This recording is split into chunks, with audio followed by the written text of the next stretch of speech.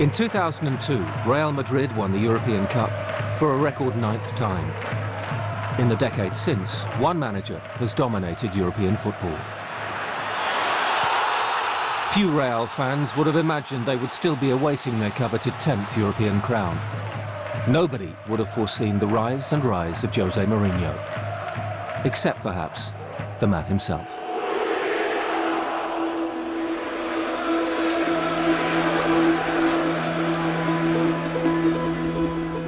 Please don't call me arrogant. What the hell?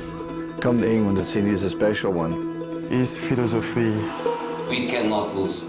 is winning. Box office. I didn't answer to Mr. Mourinho. Mind games? This was a game of football, come on. No other manager would do this. For sure the most successful manager in the game. He's a greedy bugger.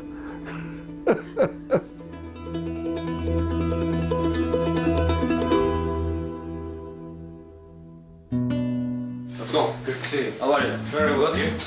Difficult questions, easy questions. 1, 2, 3, 4, 5. This is the 10th season since you arrived in European football. Much has changed in your life since then. Have you changed? You know, I have more titles. I have more money. I have even more desire to win than I had before. That's my nature. I want to do things well. I want to show my people that in life you have to have ambitions till the end of it. So I try to learn every day. I try to be better every day. And I have exactly the same or more ambition than I had before.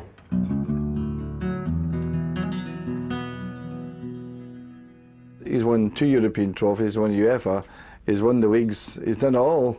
So there's absolutely no weakness there, there's no area in which you say, what, is he weak at something?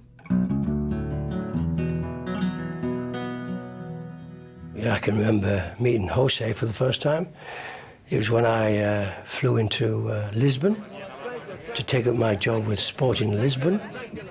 I was met at the airport by the president of Sporting, who couldn't speak a word of English. I couldn't speak a word of Portuguese. And he brought along a bright young lad called Jose Mourinho, who said who he was, what he was, and that he was to be my interpreter. Remate, boa defesa. Bom passe, Rui Barras, segundo gol, jogo acabou. Good-looking guy. Told him not to stand next to me too many times. I knew he was keen, and I knew at one time he would leave me. But I didn't at the time think, you know, that he would become a great.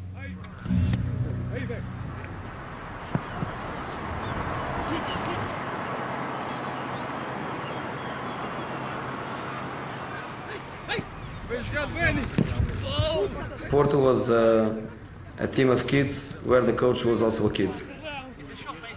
75% of the players were Portuguese, and the coach was somebody that nobody knows in Europe. It changed the way that Porto behaved and Portuguese football behaves, because it was something completely different to what was installed before. And I think Portuguese football, you know, has a tremendous step towards what he left over there. When I arrived, I told him the first day that we are going to be champions. I could feel that with our quality, we could dominate. I have to say that at this moment, if I am sitting here, was because you know, Jose changed the legacy of Portuguese football. In 2 seasons, Mourinho turned Porto into not simply the best club in Portugal, but Europe's dominant force.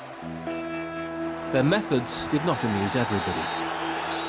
Well, it's just a diving to do. I mean, they do.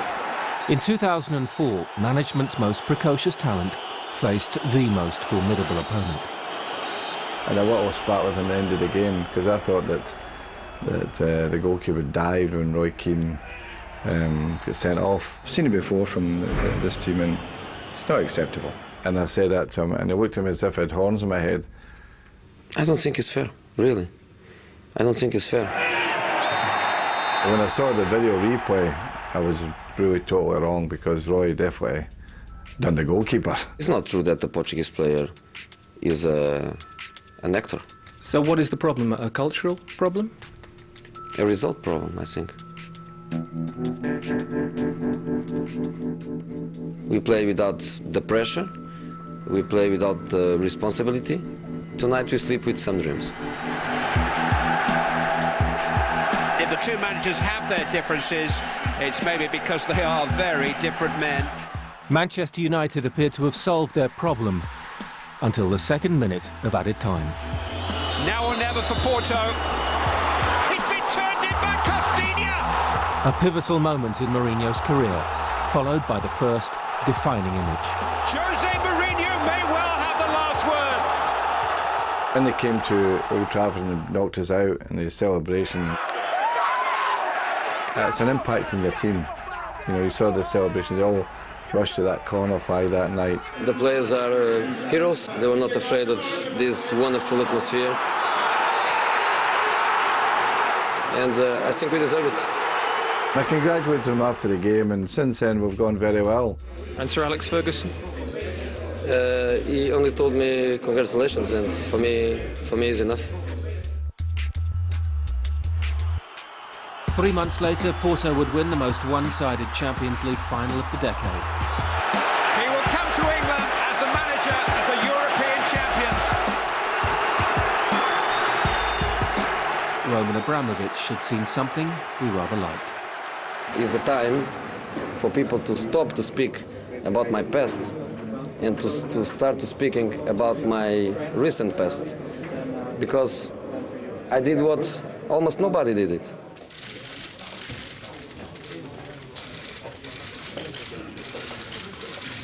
Please don't call me arrogant, because what I'm saying is true. I remember his first press conference, and I says, "This is a cocky bugger, him." I'm European champion, so I'm not one of the bottle. I think I'm a special one. Box office. He was telling the players, "Look, I'm the special one. We don't lose games." What's Jose Mourinho's one biggest strength? Charisma.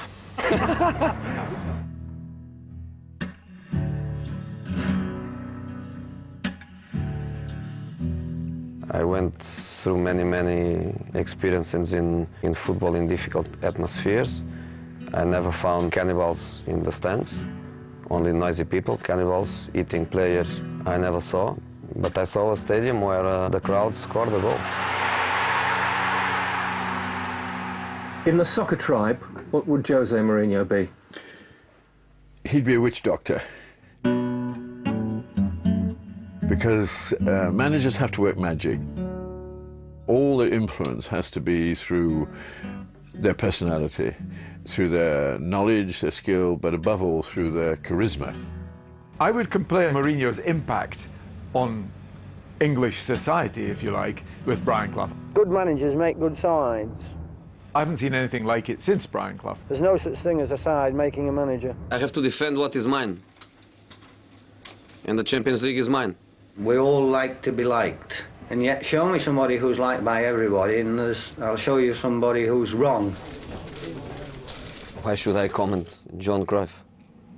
Who is John Cruyff in this game? When you listen to him giving an interview, you realize that here is a man who is thoughtful, but fearless.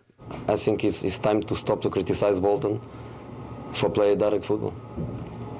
Why? Because Liverpool play more direct than Bolton. He speaks as he feels, and he makes comments that other managers wouldn't dare to make. I wouldn't change the squad, and I wouldn't change the journalists in the press. When he was dying, Brian Clough said, "I rather like this Mourinho. He's a good-looking chap. He takes after me." We have top players, and I'm sorry, I'm a bit arrogant. We have a top manager.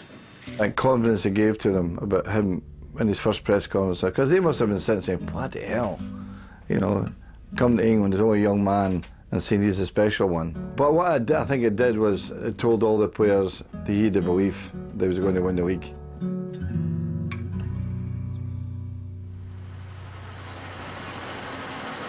Chelsea was so fun.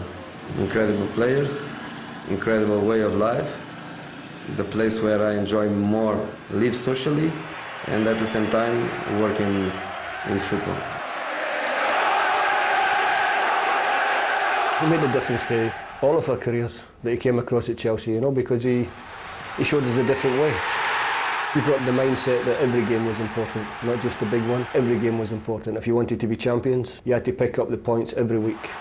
It was the year the Kings Road Entertainers morphed into a European super club. Ruthless and stylish, Mourinho's Chelsea dominated the Premier League, breaking records for games won and goals scored. There was this sort of myth blown up that Chelsea just defended and were hard-working and ground the opposition down, but that wasn't true. No, tell me, in England, which team plays better than Chelsea? Arsenal? They might get more Better than critical us, huh? acclaim sometimes. Yeah. They might get more critical 10 points acclaim. behind. 10 points behind. If it was a physical game, we could stand up to the opposition. If it was an open, entertaining game, we had the players who could win that type of game as well. And they found a way to win. That was the secret and the strength of that Chelsea team. No, at that time I was saying I was special because I was European champions 2 days before that. So I arrived here with my ego. No, it's even higher.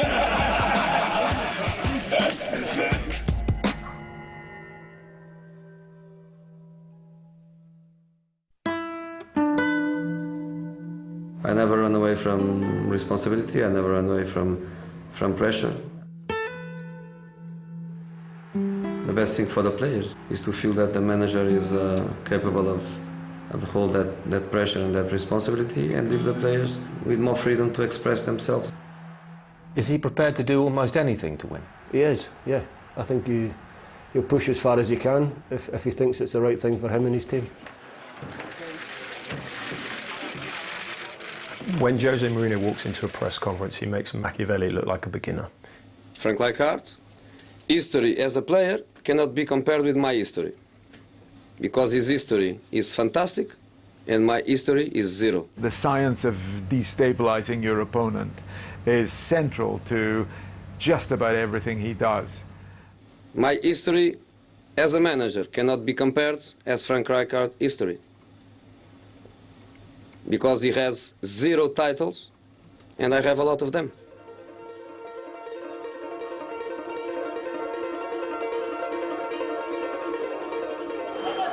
In February 2005, Jose Mourinho returned to Barcelona, the club he'd served for 5 years. Barcelona's huge media entourage swarmed around him. Most still referred to him as the translator.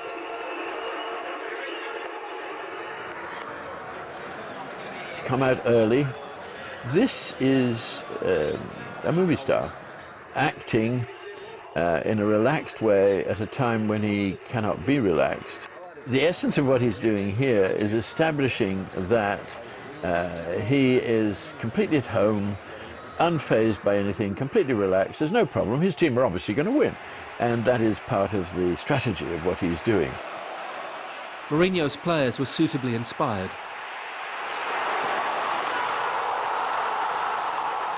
Until Didier Drogba was sent off early in the second half by referee Anders Frisk. Not for the last time, Mourinho would have to combat Barcelona with 10 men. Frank Rijkaard's side recovered to hold a 2-1 lead for the return leg. But the real story of the night was about to break. We will be submitting an official report to UEFA about an incident that occurred at half-time. I saw something happen in the tunnel that I thought was wrong and I reported it. There's a rumour, Frank, that the referee Anders Frisk and you talked at half-time. It isn't true. And if people are creating these rumours, then almost, I want to say, that's not the correct attitude after a game. Obviously, I haven't spoken about it much since. I was the person who saw Mr. Rijkaard go towards the dressing room area. It was part of a strategy to do 2 things, to destabilise Barcelona and to build the stockade mentality within Chelsea.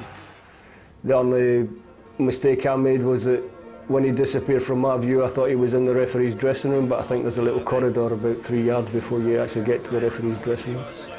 I just reported honestly what I saw. I don't know what he's doing in England. If he is doing mind games, so be it, but this was a game of football, come on. Anders Frisk received death threats.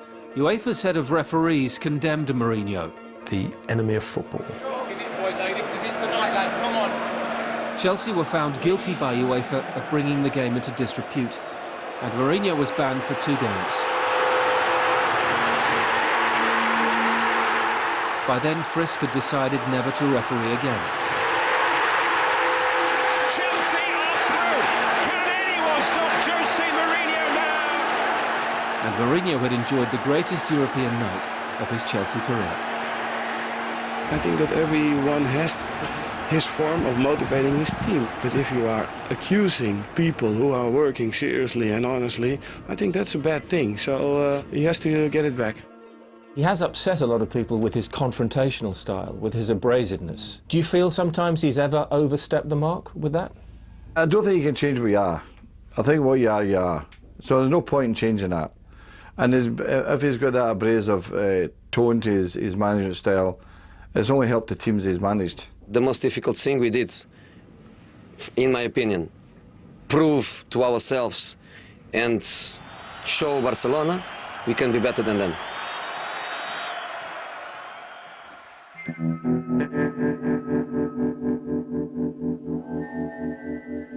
I needed him on the pitch every day.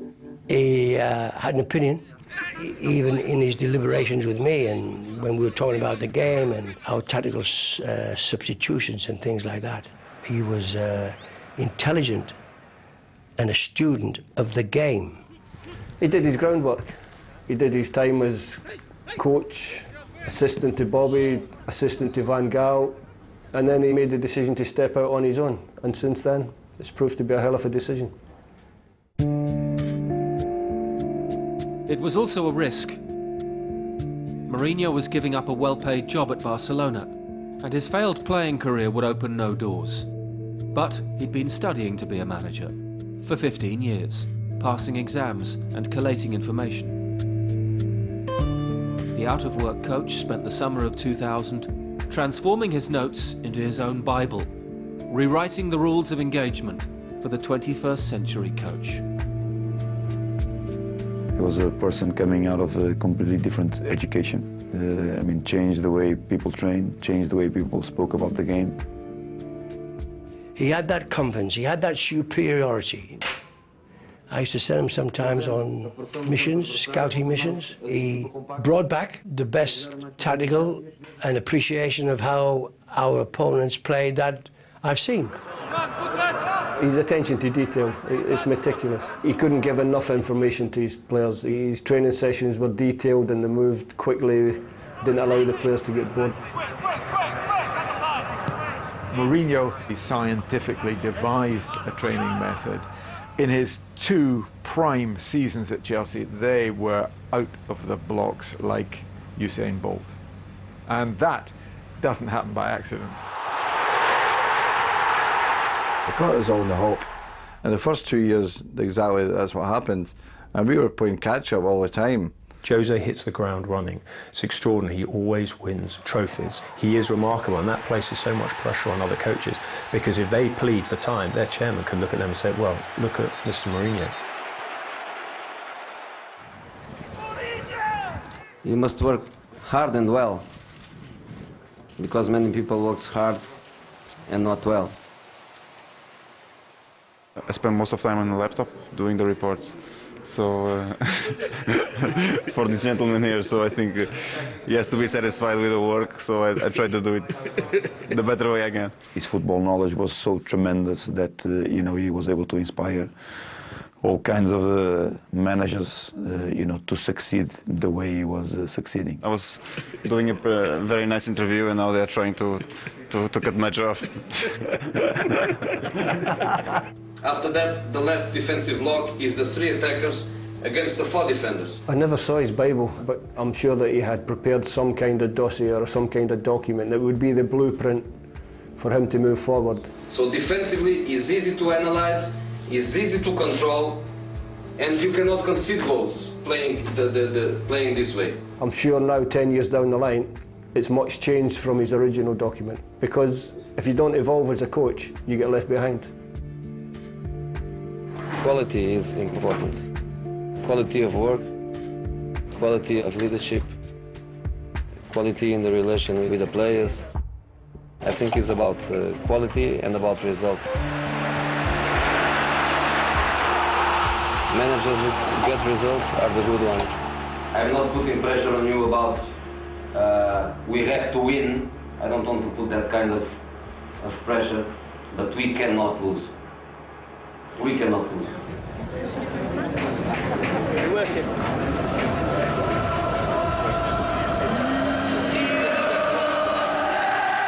If one club was kryptonite to Chelsea's Superman, it was Liverpool. Gerrard with space, hacked in towards Barros, he's beaten it to it. They didn't score. The goalkeeper made contact, Luis Garcia wanted to cross the line, goal! I will say this for all my life. There are certain highlights of your career that you never forget. So I never forget the goal nobody saw. The serene capture of 2 league titles had exposed the one failure, to secure Europe's biggest prize. I think it's better Spanish questions because they care about the game. And an increasing sourness had begun to replace the sparkle. Are you up against the best coach in the world? He's one of the best, sure. He has a very good team, sure. But they will lose tomorrow.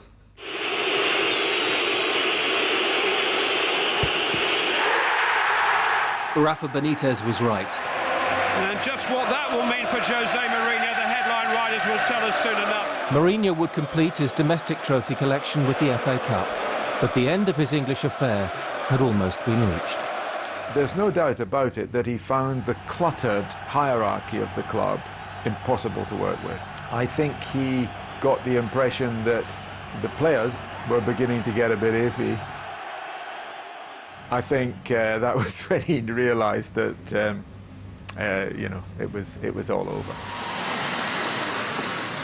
Jose Mourinho pulled away from Chelsea's training ground for the last time this morning. What did change over the last week, 10 days, few days, is that through discussions with Jose, through discussions with the club, then it became apparent that that was the right decision.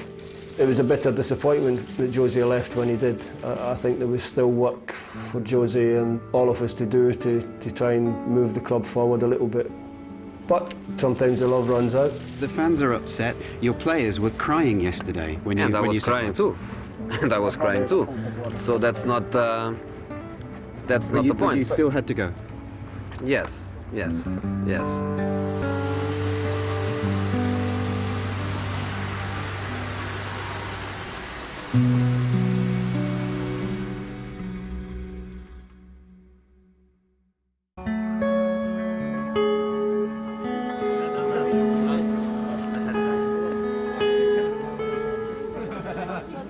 Italy, I cannot say fun.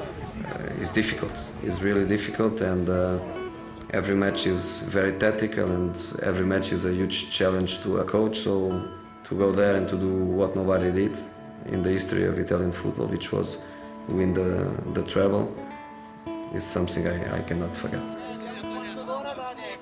Why did you appoint Jose Mourinho? Because Mourinho, the character, I liked a lot the character of Mourinho, and of course the results. From the beginning, I consider Mourinho special. It shouldn't be understated, the ability to take a team out of Serie A at that time, when it was probably at the lowest ebb ever. And he came along and he created this team that could go anywhere.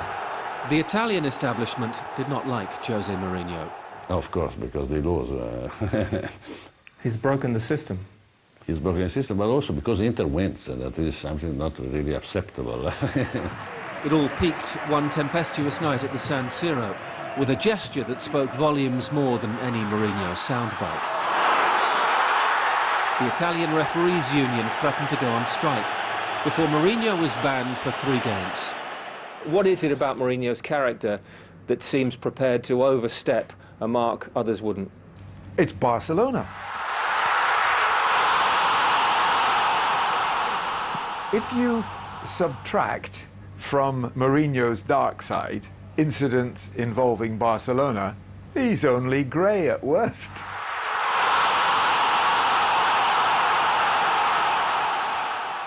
We had to face again the situation of play against them with 10 players. I think you could get the finest psychologist from Oxford University and get him or her to analyse Jose Mourinho's extraordinary relationship with Barcelona Football Club. Barcelona wants to be the best team on the pitch. Chelsea wants to be the best team on the pitch. I hope the referee wants to be the best team on the pitch. He perceives that, you know, they look down on him. So I'm sure there is an element of wanting to prove his former paymasters wrong.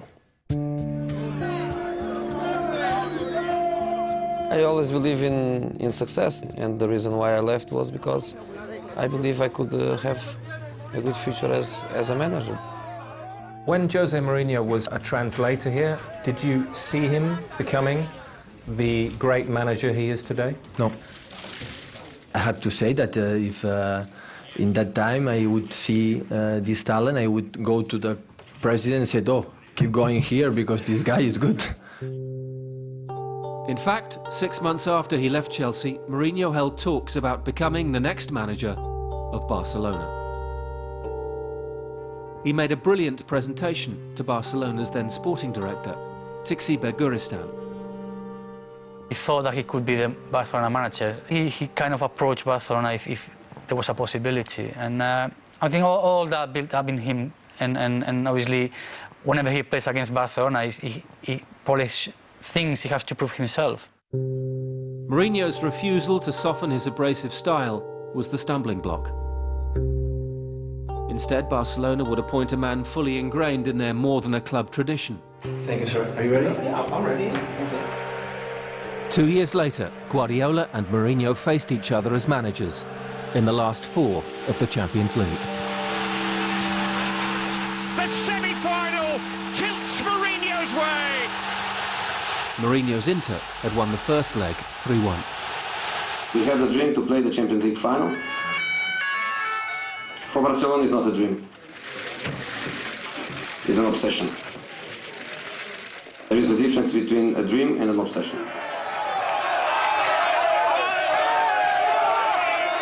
A dream is more pure than obsession. A dream is about pride. For them, this is an obsession, and the obsession is called Madrid and Santiago Bernabéu.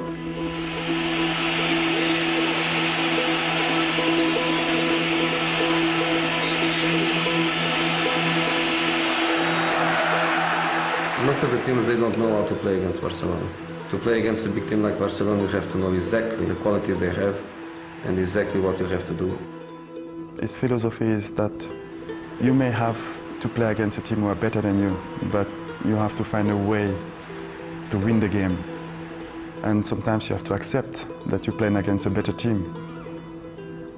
Yes, better team, but not meaning the winning team.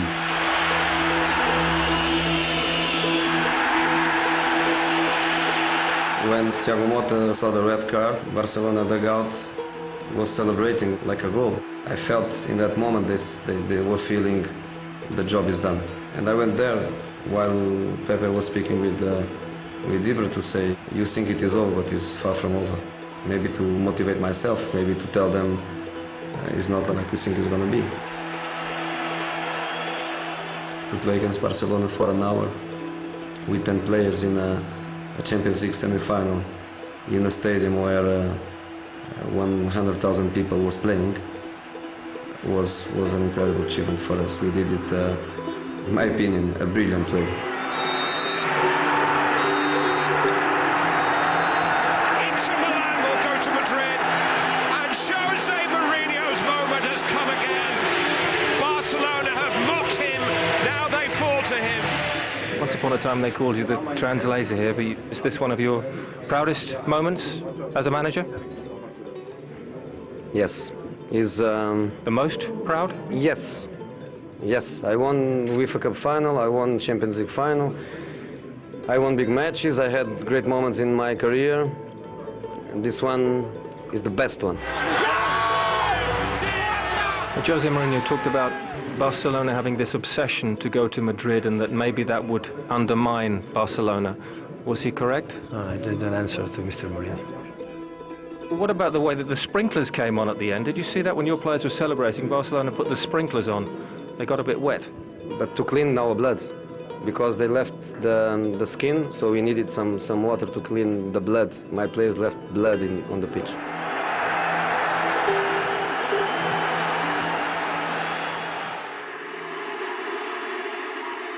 You can't help laughing sometimes when he's grappling with the goalkeeper of the opposing team and they start to struggle and it gets a little bit ugly.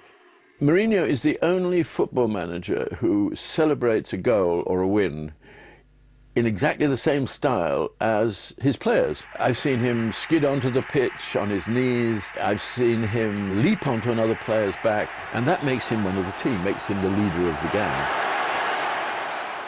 We said before the game, we go goal down, nothing changes now. We need to... I think he's quite pleased, isn't he, with that? He is happy. He wasn't happy at half time, but you know, he's much happier now. The testimony to his work is always players want to play for him. We all know it's a result industry, but it can be made easier by players who commit themselves to you as a coach. And I think Jose's got that rapport with all his players. To be a technically good coach is one thing, but what gives you the extra effectiveness is if the players love you. And love is not too strong a word. I would never think a guy who hadn't played a game could be a top coach. But then you've got to look at his personality. I think his personality does it. He's got a marvellous, strong personality, and I think that bridges that gap. My friend Louis van Gaal says, you wouldn't do the same as I did. He can't do because he's too slow. He can't run the way I can. I'm fast like a lion. I remember at Inter, I wasn't sometimes part of the start 11, but he's always find a time to talk.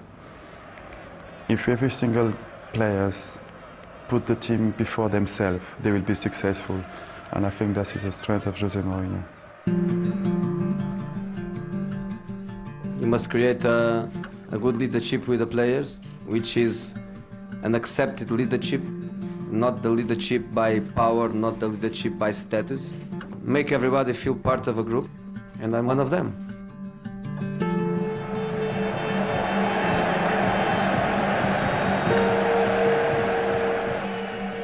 Why should one man be able to change the mentality of a whole team? Because he wins. He convinced the player that match by match we were better and better. Now Snyder, back into Milito, chance for into Milan, Milito! Don't forget, English and Italian soccer, they've been competing in European trophies for many, many, many years. Diego Milito, fantastic run, oh, wonderful goal! No one's ever won a treble, either of these countries, until Inter did it and we did it. The last minute when you feel you are European champions, the joy of the players, of the fans, of the president, being this match, the last one with Inter Milan, is even more emotional. History for Inter Milan, the first Italian treble winners.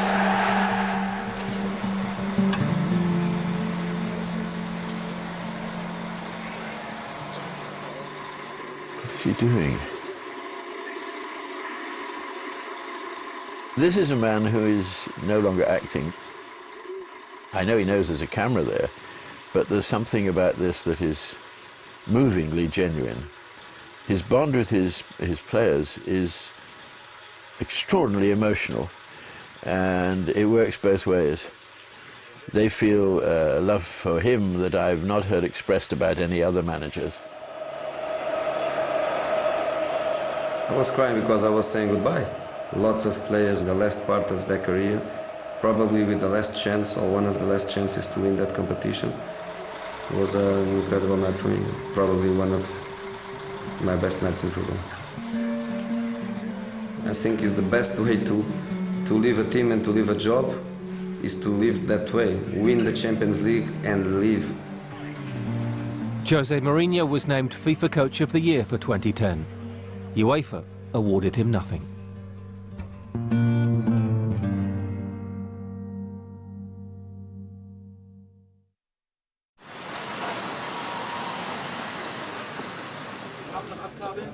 I arrived in Real Madrid after 10 years of being manager in top clubs, in top countries. And after my great experience in England and in Italy was the kind of challenge and the kind of club that I dream with, yes.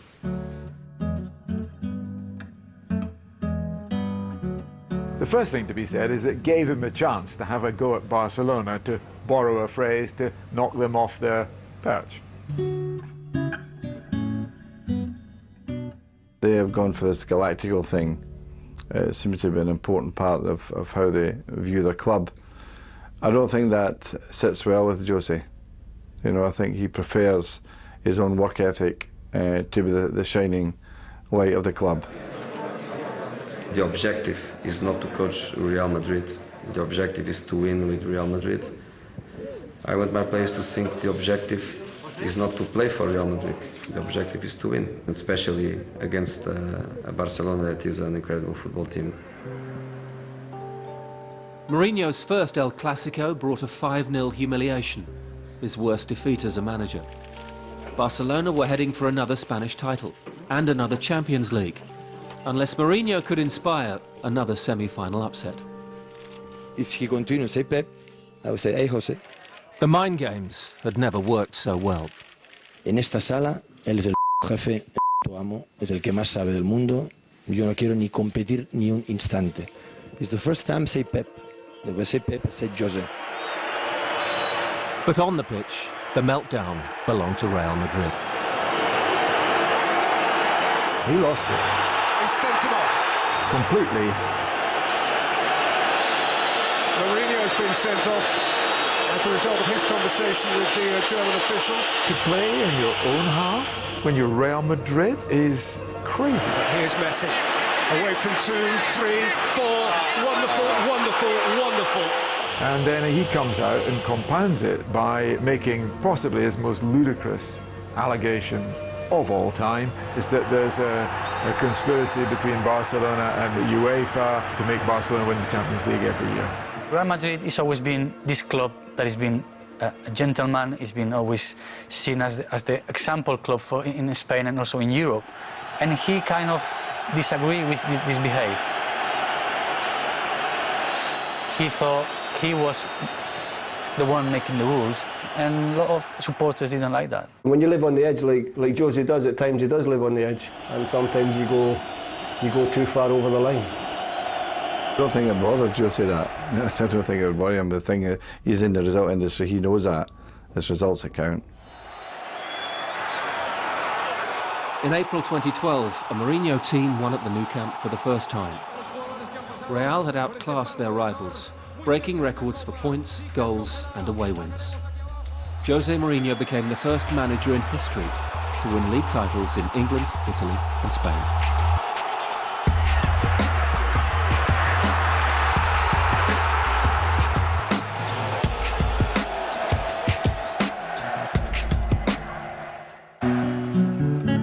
Hello. What's your biggest strength? I think it's love for family. That's the engine of everything. Everything I do is for them. After that, I'm Catholic. I believe in him. I try to be a good man, so he can have a little bit of time to give me a hand when I need. When you hear him talking like that, you realize that this is a man with a very complex brain, a man whose complexity makes him exciting. What about the way that the sprinklers came on at the end? Did you Yes. see that when your players were Interesting. celebrating, Barcelona put the He's sprinklers on? thinking very hard. To clean our blood. He never relaxes during these interviews. His eyes are doing these lateral movements. His whole life somehow comes to a peak at these moments. Blood on the pitch. Is Jose Mourinho the manager, as opposed to Jose Mourinho the person? And they are two different people. I never found him arrogant. He came in with a personality, and it was just a personality. I think he's very self-confident. He has a lot of self-belief. Nobody asked me my team. Do you want to know my team tomorrow? So why don't you ask me? What's your team tomorrow? It's too late. I'm sorry. The boasting of Mourinho, I'm the special one, is a kind of joke. It's not to be taken seriously, and anybody who does take it seriously is missing the point. Why do you think Chelsea have suffered so much since you left Stamford Bridge? Because I left Stamford Bridge. No, I'm joking. Is the man you share a glass of wine with after the game the same man as the one... No. It's definitely not. There's a definite difference there. I mean, when he comes into my office and he can take a joke against himself. That's what I like about him, you know. I give him a lot of stick, you know. I give him plenty of stick. And he laughs it off, you know. No, he's got a good personality for that kind of thing. If you ask my wife or my kids if I'm the bad guy or the good guy, they will say I'm the #1 guy in the world. I agree. Everything was very, very, very fast for me, but I can cope with that. I don't change because of that success. What keeps you awake at night? Nothing. I sleep perfect.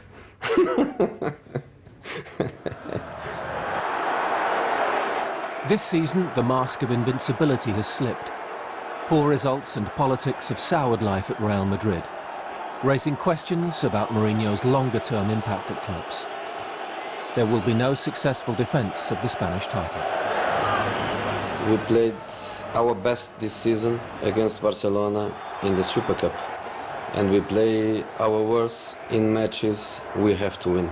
What I felt in my team this season was a difference of ambition and commitment in relation to the last season. We didn't react very, very well to the success of the last season. There is still the Champions League. Mourinho faces the club and the manager, against whom he made his first iconic impression on the European stage.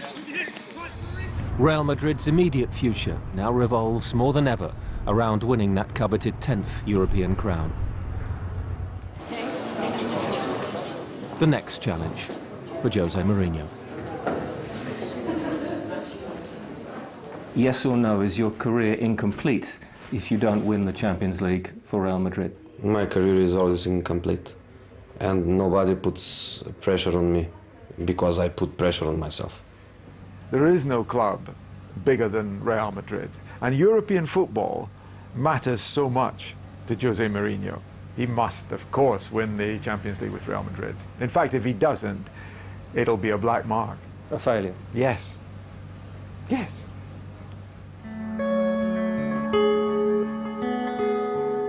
If Jose continues the route that he's taking at this time, he will continue to win. He will continue to win in different countries, and he will continue to win the major competitions in the world.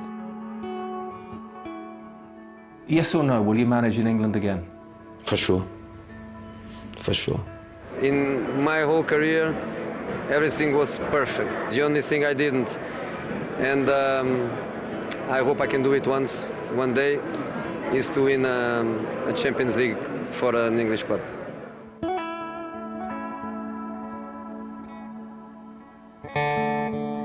He says he will come back to England and manage. Can you imagine him one day managing at this club? He can manage anywhere, absolutely. I'm not going to put any forecasts of what's going to happen to this club. I'll not last forever, that's for sure. And but Jose can manage anywhere, there's no question about that. I'm proud of him. I really am. I see him with great pride. He's climbed up the steps of the ladder and he's on the top notch, and good luck to Jose. You've won 48 trophies, I'll just remind you. Is that all? Jose Mourinho has won 21 trophies, 7 titles, 2 Champions Leagues and 1 UEFA Cup in essentially the best part of a decade. Training in a decade, it's incredible that. How old is he now? Is he what? He is in his 50th year. 50th year. So he's 20 years behind me. In that 20 years, he could, if he, in the same rate, he's going to add another 42 trophies. At the current rate? Yeah. It's amazing, isn't it? If I stop now my career, I can say, oh yeah, in 10 years I did this, and this. But I want to carry on. I don't wanna stop. Mourinho will just get better and better and better as long as his brain gives out and his ego remains under control. Coaches get better and better. Ferguson's your perfect example. I don't think he'll manage until he's 70 away. He's told us that he wants to go on for another 15 years. 65. Yeah, well, in that case, he would have 50 odd trophies. He's a greedy bugger. I think he will be extremely driven to win the World Cup for his country, and you know, when that happens, when statistically, you know, he's the best manager that has ever been, then I think he will finally leave the game. That's what he wants to be, remembered as the best ever coach. He's on track for that, isn't he? There's no doubt about that. The point is give everything, and that's what I do in every club, that's what I do every day, and that's what I will do till the end of my career. And because the end of my career is very, very far, I hope God give me strength and health. I'm not afraid to fail, I'm not afraid to lose. I want to be the best tomorrow. After tomorrow is another day. Never look back. Nah. Memories, very nice memories.